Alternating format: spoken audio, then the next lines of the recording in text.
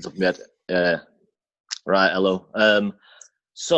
We'll introduce ourselves. I'm Sid, and this is Ryan. And we've got Ryan on because me and Ryan were in a previous band together, and I thought it'd be interesting to hear. Obviously, I go on about that abyss that opened up before me and stuff. It'd be interesting to hear how Ryan copes with that time and stuff like that, and just generally, Ryan, all the kind of stuff you were doing to stay positive and stuff, because I think you said at one time you wanted to kind of give it up. So just hearing about how you bounce back and stuff, mate. That's all right. The bounce back. Yeah, the bounce back. Wicked. How are you doing anyway? You all right? I'm fine. Just you can answer my question. Yeah, I'm good, man. I'm good. Good. Yeah, it's weird, isn't it? Like looking back on that time, and I don't know. It just felt really strange.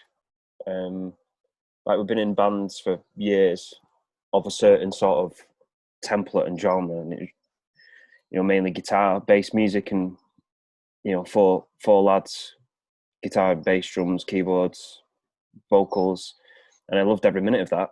Absolutely loved it. Wouldn't change any of that. And then kind of hit like a bit of a rut in like 2015, 2016, and I think a couple of things that attributed to that was kind of what was going on around us as a band. Yeah. And even just in general, like in music, in film. I don't think there was a thing that happened. I think it was just I was listening to so much music that was coming out. I'm just thinking, I really want to make music like that. Like if you think like around the time of like 2016, 2017, I think we left our previous band in like early 2017, but like the sort of feelings we were having leading up to that was just, you just think some of the music that came out, some of the big albums, when you look back on it, it's incredible. Like we had Life of Pablo, Drake, Malibu, Anderson .Paak, stuff like that, Chance the Rapper. So it kind of wasn't, you didn't feel like kind of, so everything internally for you wasn't really matching up, like. And I don't know, just like listening to all that music was coming out, and it was just so. It was because it was a lot of electronic based stuff, and just so like heavily expressive and open. I was just like, this is what I'm feeling. And like Radiohead brought out a moon-shaped pillow out as well. And I went to see them live, and just their approach to like integrating like technology with the music, and they do it in a really, really, really good way. And that just kind of was starting to appeal to me. Like I was just getting a bit, when I was listening to that sort of music, I just heard like freedom, like they could do whatever they wanted to do. There's just so much. Because I think no boundaries with it. Sorry. Yeah. So that's kind of a big part of our philosophy as well, and you kind of brought a lot of that stuff when we started this, that kind of method and stuff. Like we basically when it ended and we kind of got this together, we were like, right, if we're going to do this, we're not going to do it like we've done before. Basically, that was kind of the ethos. It's like we're going to just be as creative as possible, and just no boundaries. Basically, like you just said, freedom and stuff like that. Because we were listening to a lot of different stuff at that time. We were well out of our comfort zone. And it was freeing. Yeah, it was. And I think as well as that, there's, like I said, that when you look back on those 2 years of like 2016, 17, films even were changing. And like we used to go watch a lot of films together. Yeah. Like you look at the films that came out, looking back now, it's easy to see why we've ended up where we are. It really is. Like, the films were just so, like there's a lot of music that was being represented in those films. Like we had Baby Driver, Atomic Blonde, Neon Straight Demon. From Drive as well, wasn't it? Like Drive, and that before that, Neon Demon came. Obviously, that Nick Refn stuff, which exactly, really inspirational. And like the visuals in those films, that's what we were watching at the time. So the point I'm making is like you look back at the music that was out at that time, what we were listening to, and then looking back at the films and like the literature and people we were like reading, and like Jordan Peterson and stuff like that. It's so easy now to go, that this is the reason why I've ended up where we are. Yeah. It's just being open-minded and maturing up as well about things. Like we were touring with like so many bands, and they were, I think they cottoned onto, you know, that sort of freedom of ideas and just going with it and using technology in a way that it made them even more creative.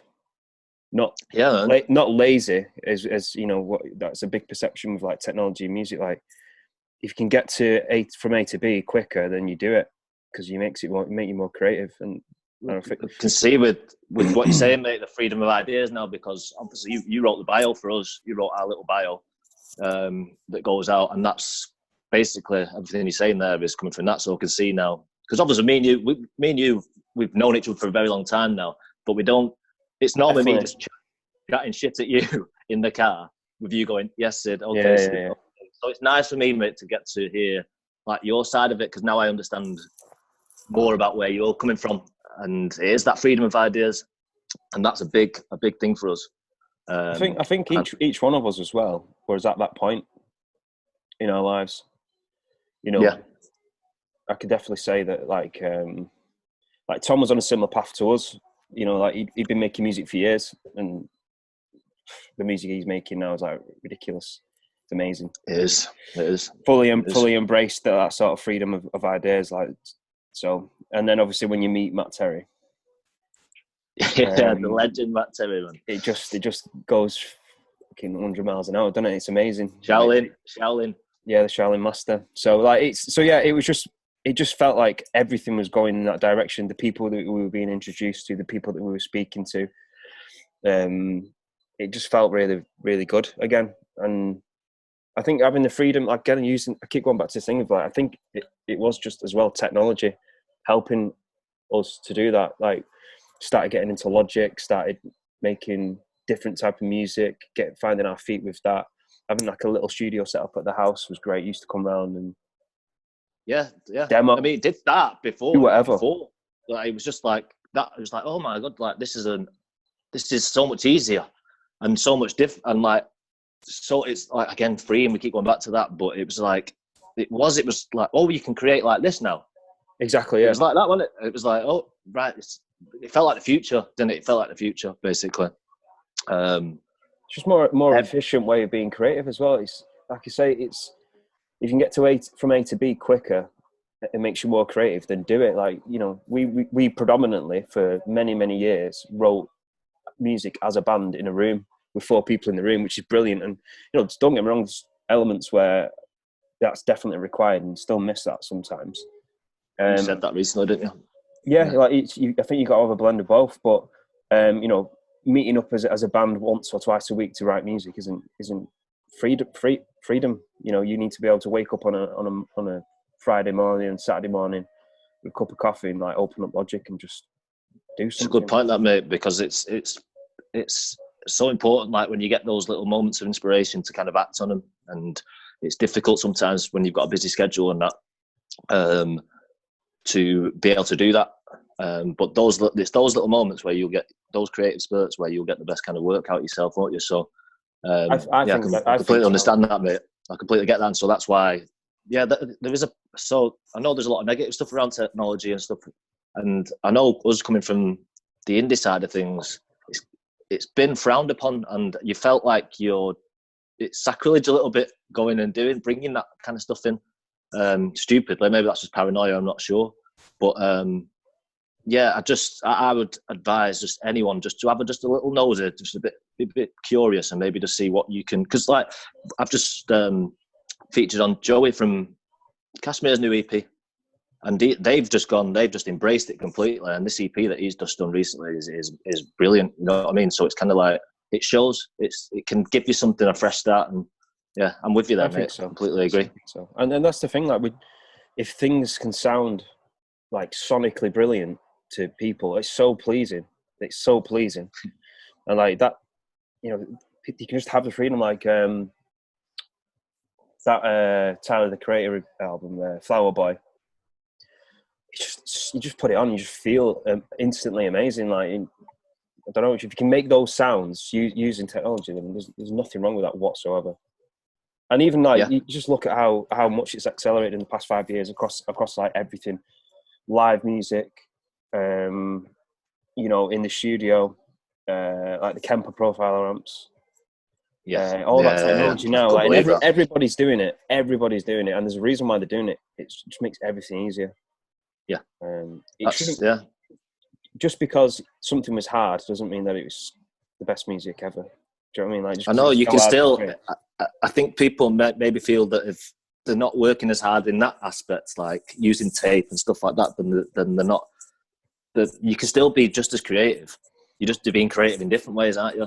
And the amount of stuff, just watching you and Tommy especially, like I can't believe it. I always thought it would be, because I was a massive Beatles fan and stuff like that. I always thought you had to do it like the Beatles did it and stuff like that.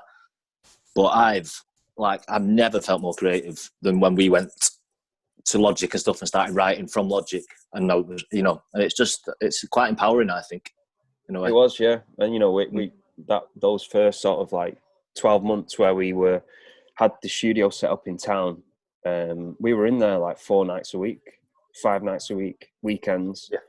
And it was basically through all the gear in there. We had a full studio set up in there, and it was just music coming from every direction, from myself, from Tom, from you, from Isaac at the time, from Luke, James. It just, everyone was, because that's the thing. Like, once you get hold of this technology, anybody can do it.